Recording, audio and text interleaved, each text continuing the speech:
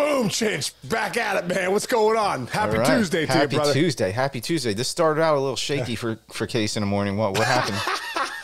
Well, I'm getting the girls off to school, bro. My one daughter, Carly, she goes out in the morning. Bam, she's off and running about 7:15. She can drive now, which that saves me about 20 minutes. And then I was getting Jillian off, about 8:09.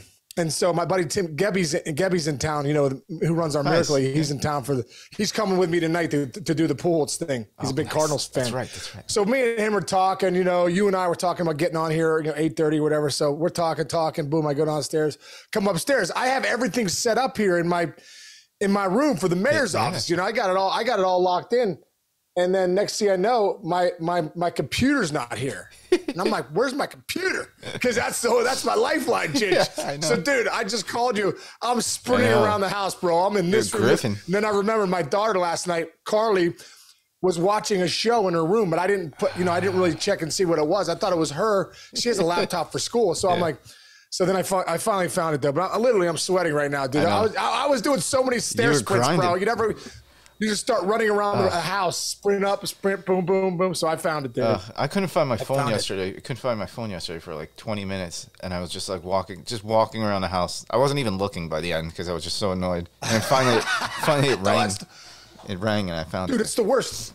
Oh, dude, the worst. have you gotten these things right here? They're not like they're not tiles. They're like the new thing Apple has. I can't remember what they're called. No, what's that do?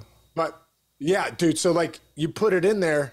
This is my iPod case. It's this little thing right here. Look at this thing. Yeah. And it goes in. Dude, I've had to use it a couple times. What is it, like a Find My Phone? I get so pissed at myself. Yeah. It's a Find My. You put it on there and you can find your anything. That's good. But bro, I'm the worst, man. I'm the worst at leaving stuff. So this Find My thing, whatever this contraption is, Star Trek contraption. Oh yeah. This thing worked. Oh, every year you hit the button. Every year for Christmas, my mother-in-law gets me something where it's like, don't lose. Like I have a chip in my wallet. I actually have a chip in my wallet where I have to look in my phone to find where my wallet is sometimes. I'm terrible. That's a guy thing. Anyway, hey, congratulations. Well, real quick, I changed because I kept losing my wallet, so I got the phone wallet. I was like, good.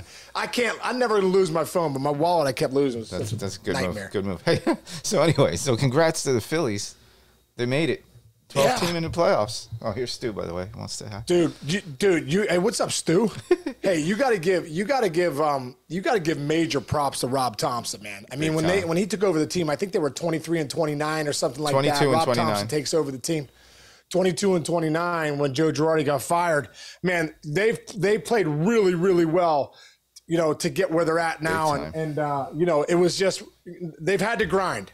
Yes, they've had to grind. That's why this 3 wild card system, I love it, man. I love it because it gets more teams in play. It keeps fans interested. Yeah. And now you got a 3-game series instead of that 1-game series you had before. Get all the way you play a 1-game series. Right. But I love it, dude. It's exciting. It's exciting for the Phillies, and they're still kind of in it, right? The Phillies, they're 1 game back of San Diego, so they could still move up. Too. They can still move up. Yep.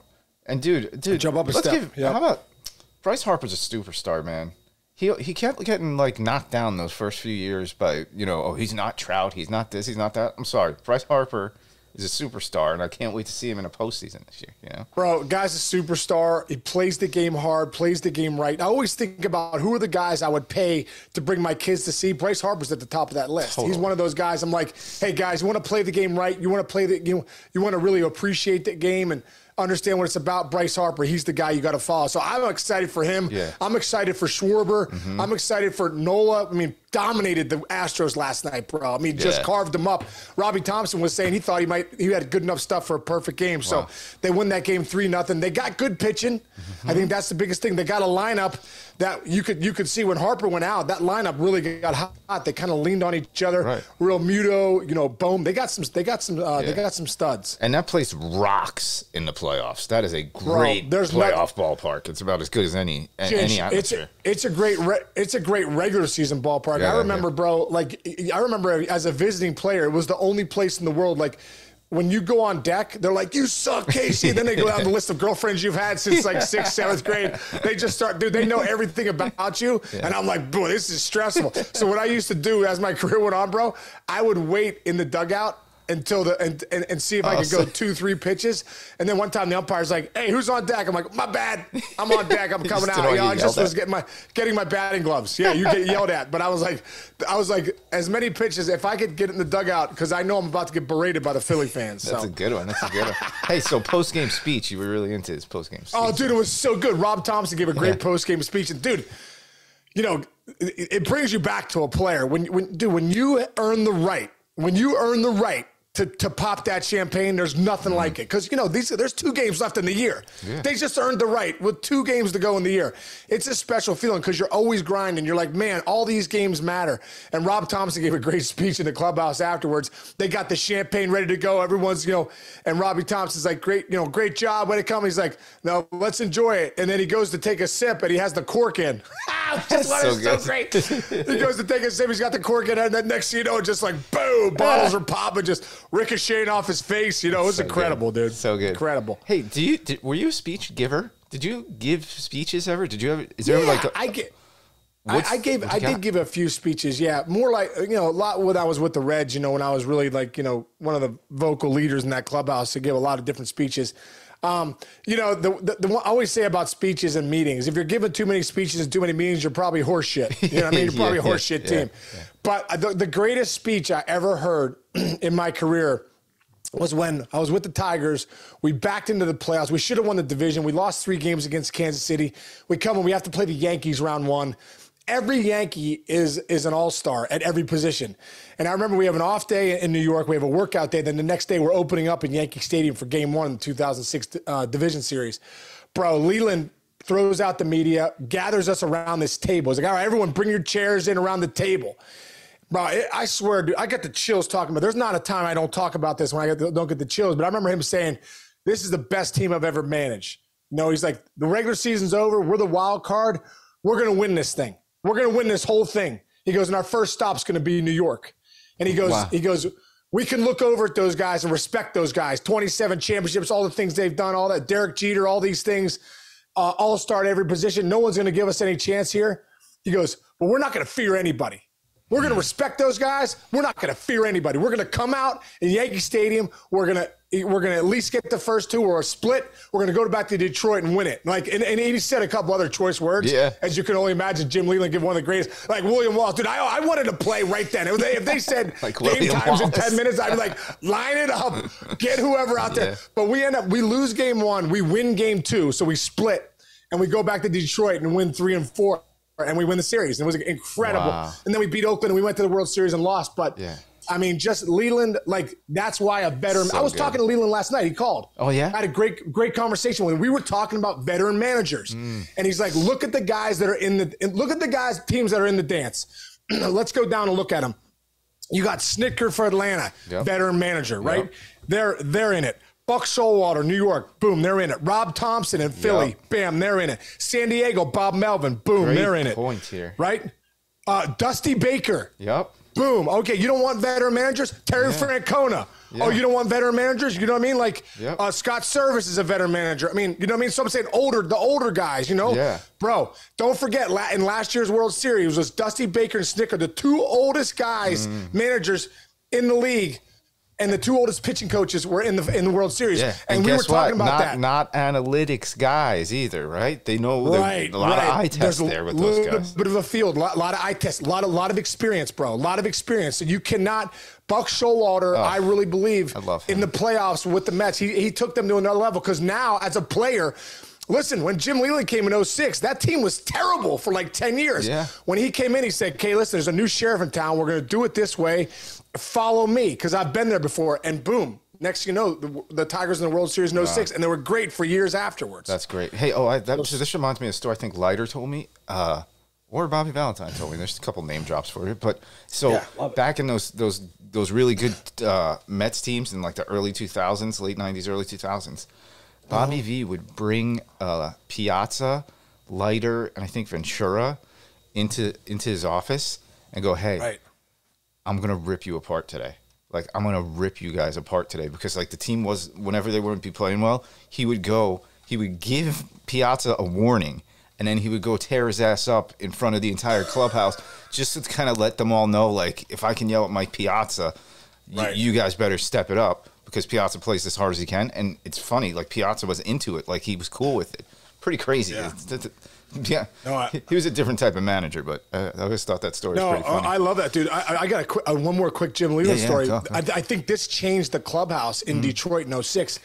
Early in the year, you know, Pudge kind of ran the clubhouse. They said sometimes he ran all over Alan Trammell, you know, whatever. You know, kind of he ran it, and, you know, the manager didn't know what to say to him. Yeah. So earlier in the year, there was a hit to right, and I guess Pudge was rounding third, and the guy fumbles it in the right field. So Pudge could have scored, but Gene Lamont holds him up. Now, Gene Lamont and Jim Leland are like frickin' frack, dude. They're like Abbott and Costello. They are the best friends. They are brothers. They're like stepbrothers. You know what I mean? Right. The movie. So Lamont holds up Pudge, and I guess Pudge throws his hands in the air like, come on, man, you got to send me. And I remember Lamont kind of saying something to him like, hey, man, you catch and I'll coach third. Right. So they come in the dugout, they're changing it up, and Leland's beside himself. He's kind of walking around, and he's beside himself. And Leland loved going after the star players. Leland loved like star players, you know, go off, bam. He is the first guy to let you know, right? So he's like, Gino, I got it. And Lamont's like, no, I got it. Skip, I already took care of it, blah, blah. He's all right. So the game ends. He's like, he calls the team meeting. He's like, men, he goes, listen. He goes, I don't know how it used to be before, but he goes, my coaching staff, we will never show you guys up ever in the papers, ever. We expect the same courtesy from you guys too, to never show us up on the field or in the papers. So he said, Pudge, let me see you in my office. So next thing you know, it brings Pudge in the office.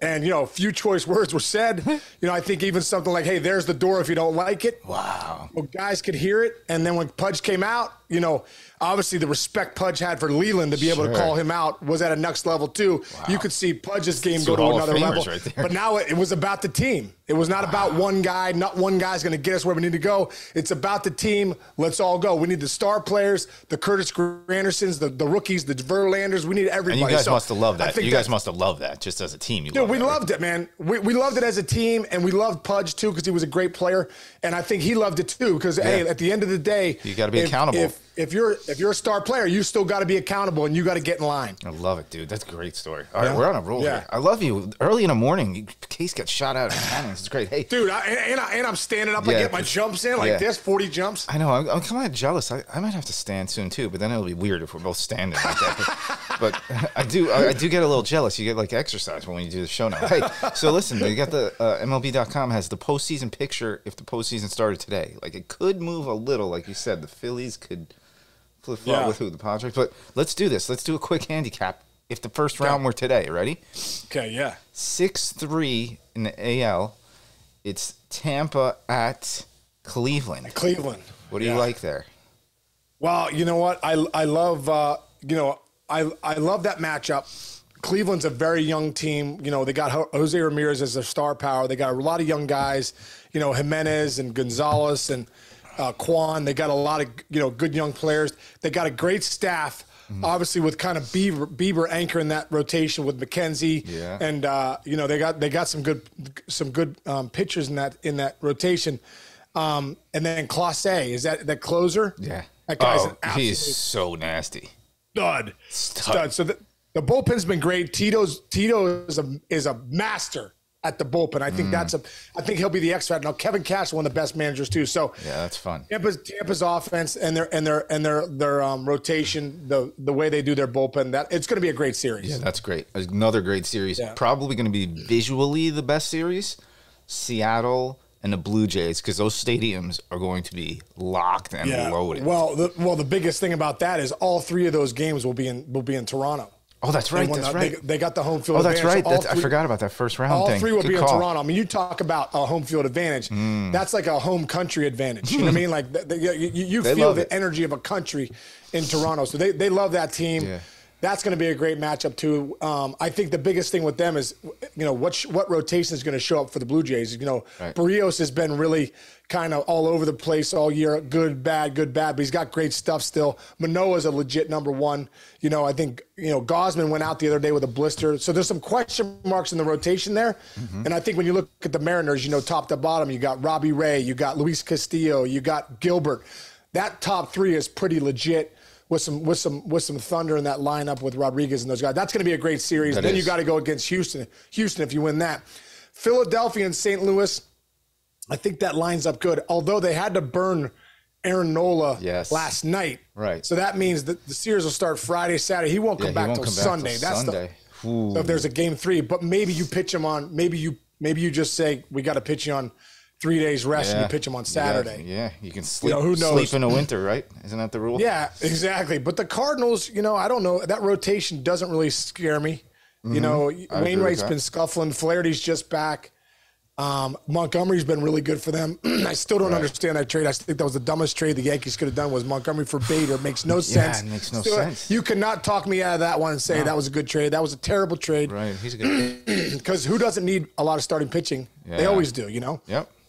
So that's going to be a good matchup. And then the other one is, San Diego. This could flip-flop, but probably looks like it's going to be San Diego, New York. Yeah. With New York with the home field advantage. I don't know, man. I just, I still like the Mets. I still think they're a great team. Scherzer DeGrom. Yeah. That's all you're going to hear for the next month, right? Right. They scare me. DeGrom looks human, though, right now. DeGrom looks mortal. You know what I mean? Like, good point. You've seen DeGrom the last few starts. You're like, man, that's not dominant DeGrom. So we'll see. And I'll tell you what, Chinch, as a player, that postseason atmosphere, that adrenaline takes you to another level. It really does. I mean, I don't know what it is. So, maybe that postseason adrenaline is what DeGrom needs to kind of get his stuff back to that sharp, because every pitch matters, and his stuff is just so dirty. Yeah, 2 notes for me. I think, judging by the weather on the East Coast here, it's going to be cold in New York next week. That's big time, number one. And Cleveland, too, it's going to be cold. I'll give you another little known fact. I'm rooting for the Blue Jays over the Mariners. Sorry, Mariners fans, but only because our second largest market for fans of the mayor's office is actually Toronto, Canada. You knew that, right? There we go. Hey, let's go Toronto. Let's go Toronto. Dude, well, listen, and Mark Budzinski, their first baseman, first base coach, is like one of my best friends in the world. So I cheer for Bud big time, man. He's the best. And Schneider, that whole staff, they're just great guys. Pete Walker, John Schneider. Yeah. It's good guys. Great. So right. Interesting. Yeah, it is. I got one more last thing I'm going to throw at you because I didn't do it. Aaron Judge is he going to do it? 4 points away with what? 2 games to play. Here. And Arise is hurt. Yeah. Arise at 315. Judge but Arise is sitting out with a hamstring. Yeah, do you believe that? It's kind of tired. What would you do? I don't know. I don't know, man. It's a little tired on my, because especially with Judge going for the Triple Crown.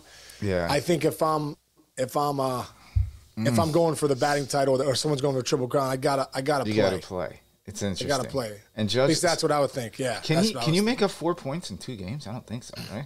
You would know better than anybody. I don't think so, dude. That's you have to go like 9 for 9, and that might not even do it. There's too many at bats. That's really moving the needle. So he's not going to win the Triple Crown because if Arise doesn't play, he's not winning the Triple Crown. Judge is only hitting 311, by the way. That's unbelievable. Yeah, but I want to see him get 62. I know. I want to see him get 62. Thank God I didn't go to that game. Imagine if I went to the game on Friday, it would have spent $750. I would get so pissed. I know, but that's a. I hope he gets. That's the number. I'd like to see him get off 61 and get to 62. I know. You know what I mean? Although, or do Yankee fans want that? Do they want to continue to have 61 be? No, I think the interesting thing about Maris, and it's always been an interesting thing, is that he wasn't Mickey Mantle. I think if this was Mickey Mantle's record, people would argue they wouldn't want Judge to break it as much. But for some reason, because Maris was just as much a Cardinal as he was a Yankee, so he had like almost 2 lives. Judge, homegrown guy, but there will be something kind of poetic. I want him to do it, but if him and Maris wind up 61 tied, that's kind of a special thing too. You know, number 9 and number 99. 99. There's something about that's pretty funky. It's just, it can't be easy. He's got to have a lot of pressure on him. He says he doesn't, but you got to want 62. Come on. No, you want 62, bro. You want 62. I remember sitting on 99 ribbies with three games to go in Chicago. I hadn't gone in 2004, I don't think I'd gone 2 days in a row without a hit or something ridiculous like that. I think I went 0 for 12 in that series, just trying to go deep. I was like, I need one more ribby, and I totally took a dump on myself. So it's like, I know that feeling of like, I just need one more homer. Like, it's not a good place to be, because when you try to hit homers, if you ask Judge on his 61 homers how many to try to hit, maybe 2. Right. Probably 0, but maybe 2. So you don't sense. want to think about the home run when you're in the box. It just, you want to think about just hitting the ball hard. And a lot of guys aren't pitching to him now, dude. He's walking a lot. He got hit by a pitch. So we'll see. Well, at this point, there's no reason. At this point, there is no reason. The AL is settled, right? Who are they playing this week? Whatever. Yeah, the AL is settled. They're going to play. They're playing. Man. Yeah. You can't. I don't care. You got to be okay giving up number 62. It's not like you're giving up, It's not like you're giving up a walk-off in a World Series. Yeah, they're playing the Rangers. The Rangers are way out of it, 66 and 93. They should just poop it down the middle. Give him a couple poop soup shots. Although he was 1 for 4. He was 1 for 4 last night, so they pitched to him. Oh, there you go. They pitched to him last night, so we'll see. All right, we'll see. We're rooting for him. Yeah. All right. Let's go, man. We did it again, man. 2 days in a row. We got up early. I'm starting to get used to this early morning environment. Bro. I know, dude. I gotta slap you around a little bit and get you up. All you gotta do, get up a little early. I was up until like 2 o'clock in the morning last night doing my job that pays me. Okay, listen. Tell Tony to clean that up too. You can't stay up that late. You can't stay up that late. Monday Night Football is killing you. I know on Tuesday mornings that you're grinding. I was grinding. Oh my morning, God! But we did it. All right, awesome, dude. Hey, also, dude, that 33rd team that you're working for, they got great site. They got great. No, seriously, that's great stuff they got on Instagram. I'm following that stuff now. Oh, yeah. Guys do a great job. So a lot of good young talent working there. It's fun. It's been fun. So not as fun as this. Nothing more fun than the mayor's office. Yeah. Let's go, bro. We're dominating. All right, bro. Chinch. We'll see you tomorrow. All right, bro. Love you, man. I'll see you tomorrow, dude. That's nice to say. It's nice to say. I'll see you tomorrow. See you, brother. Yeah.